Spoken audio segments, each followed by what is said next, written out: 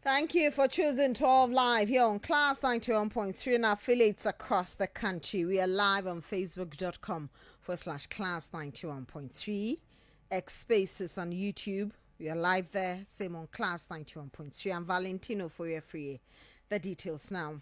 Residents of Bawku in the Upper East region have been forced to remain indoors after renewed shooting claimed the life of a former assemblyman for Misiga electoral area and a lecturer at Bolgatanga Technical University, Paul Musa. Two others who were allegedly injured by stray bullets are also battling for their lives in the hospital. The community is said to be a ghost town as a result of the renewed incident, which started at midday yesterday around the Bawku Community Center near the police station, where unknown gunmen allegedly riding a motorcycle shot in a group of men. Assemblyman for Gande electoral area David Abdul Aziz has been narrating the incident to Class News.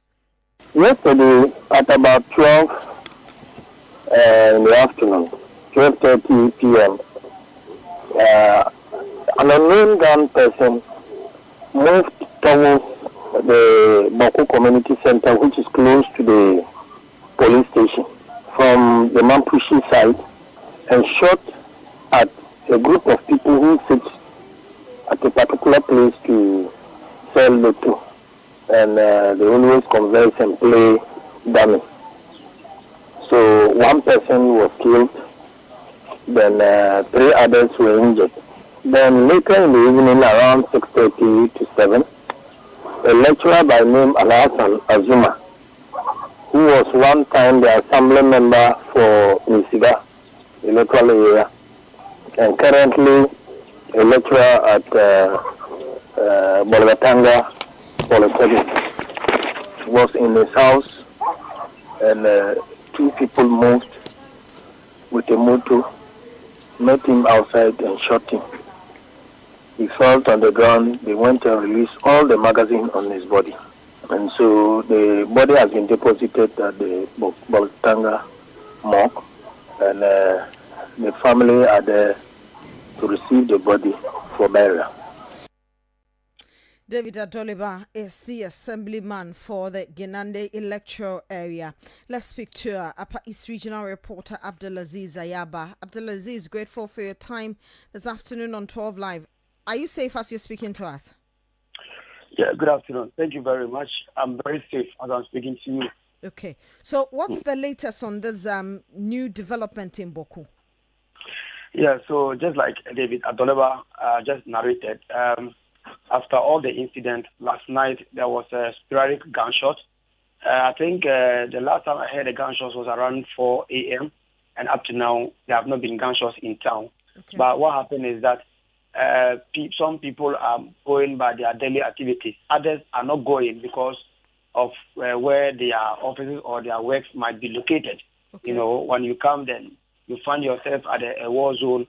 That means today you cannot even venture that side because it's probably something may happen. You know, for the last 5 days or so, we have been hearing some gunshots in the afternoon in the municipality, just like what happened yesterday when unknown gunmen opened fire on people who were going by their normal activities. But so coming to Bawku this afternoon, the town is very calm. Security are doing their best to calm the situation, and some of them are going by normal activities. Others too are just at home. Does it mean that it's not like a targeted attack? They just come, see people gathered, and they start shooting indiscriminately. Is that what it is? I think what we are looking is a targeted attack. And you know, where the incident happened is a busy area. It is a busy center. It's because the conflict generated, they are no more patronizing the community center. Else, the community center is just close to the Bawku mall. What's the name? The mall in Bawku.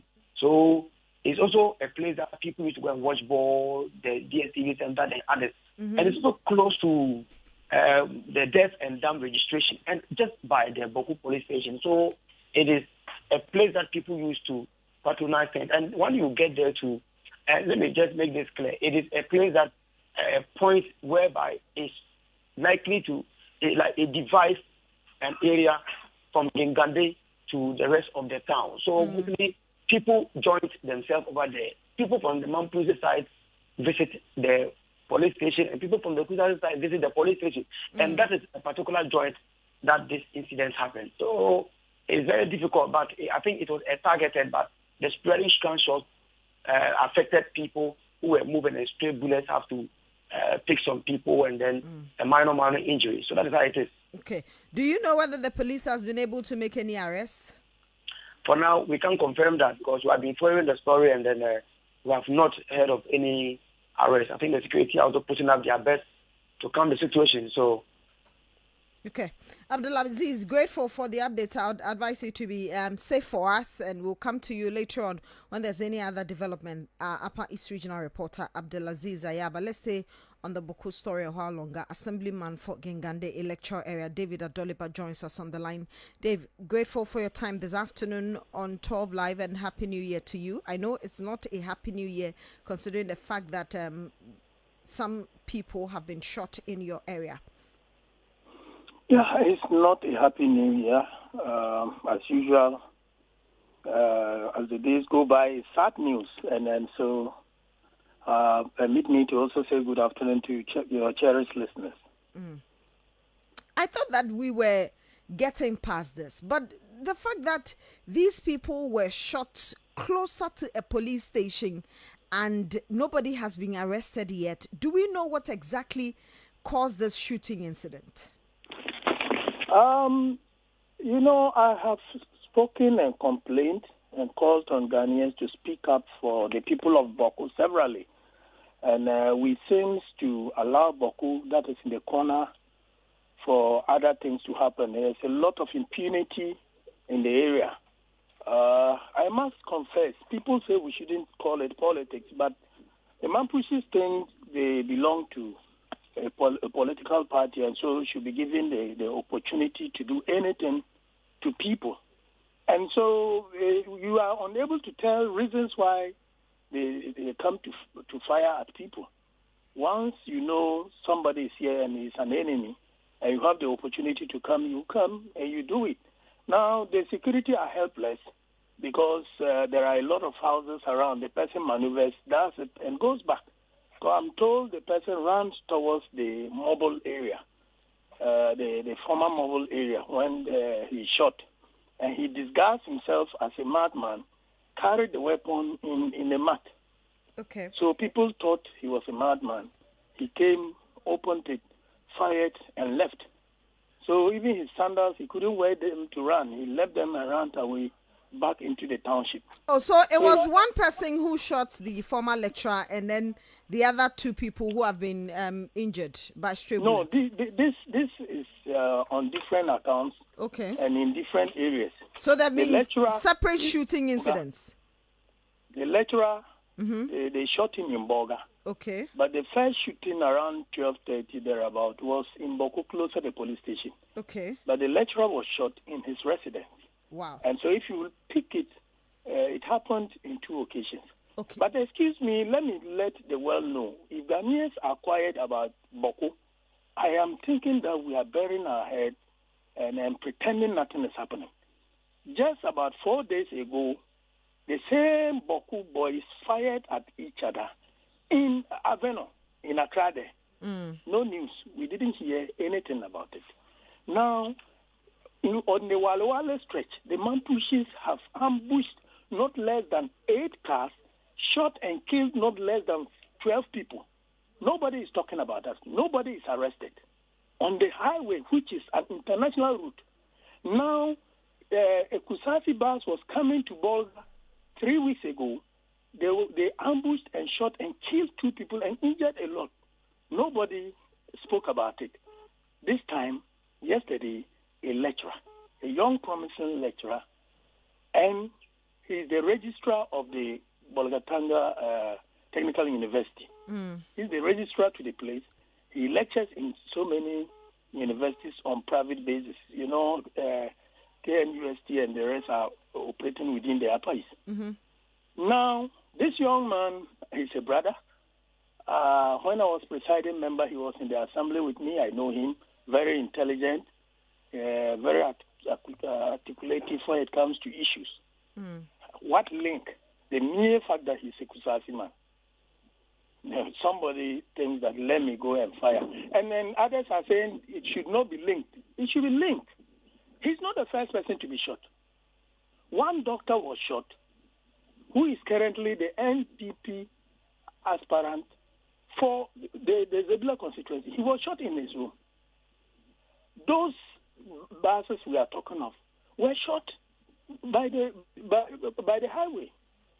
And so we heard audios, and they told us they will kill us in Boga. They will kill us on the Walwale Road, Kumasi and Accra. They are all over the country, and they will deal with any Kusasi they meet. This is impunity. People are quiet because someone somewhere is sitting there and saying that, look, the legitimate chief, who is Asigiri Azoka Aburago, the second, should not be called a chief. I want to become a chief. And so he's going around killing people, and we are unable to stop them. We are unable to tell them that it's high time they stop this impunity. Why are we unable to stop it? Why are we unable to stop? That is what you should help me ask that question, because we have the security apparatus in the place. We have ministers of state, like the defense and then interior minister. But there are soldiers minister on the ground. There are policemen too on the ground. So how come they are not able to preempt this and stop it? Listen, this incident, the Bawku conflict, is a long-age conflict. Yes. Okay. And so we have young men, who are also into the conflict for some time now. And so it's about we shifting away from merely using security and tying their hands and not allowing them to work. The security are there to work. But when they arrest, a call comes from the top demanding that they should release some people. Let me tell you, in the Northeast region, a group of young men, 5 of them, attempted to burn a cargo truck and to kill people. They were arrested with arms.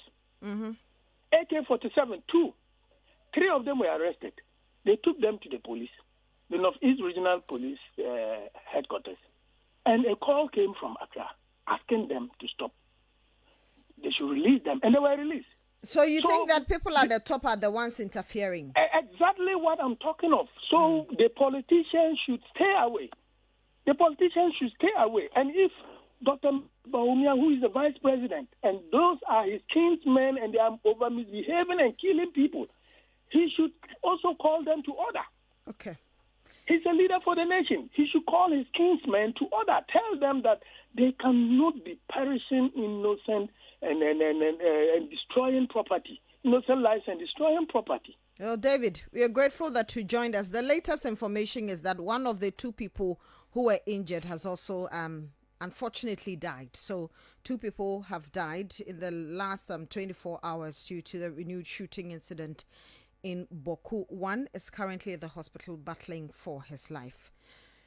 Driver unions are calling the bluff of the Ministry of Roads and Transport, insisting to go ahead with a 20% increase in transport fares effective next week. The Commercial Transport Operators of Ghana, in a statement dated January 16, first announced their intention to increase transport fares by 30% effective Monday, January 22. Subsequently, the GPRTU, also in a statement dated yesterday, announced a 20% upward adjustment in transport fares after a meeting amongst the transport unions. But in a twist of events, the Transport Ministry came out with a press statement asking Ghanaians to ignore the purported increase in transport fares. Let me read verbatim to you that statement dated yesterday, January 17. It says the ministry has cited publications in the media by commercial road transport operators purporting an increase in public transport fares in the country effective Wednesday, January 24, 2024. We wish to inform the general public that there has not been any negotiation with the transport operators for a review of the transport fares. We therefore urge the public to disregard the purported increase. When it becomes necessary for such negotiations and the decisions are taken, the general public will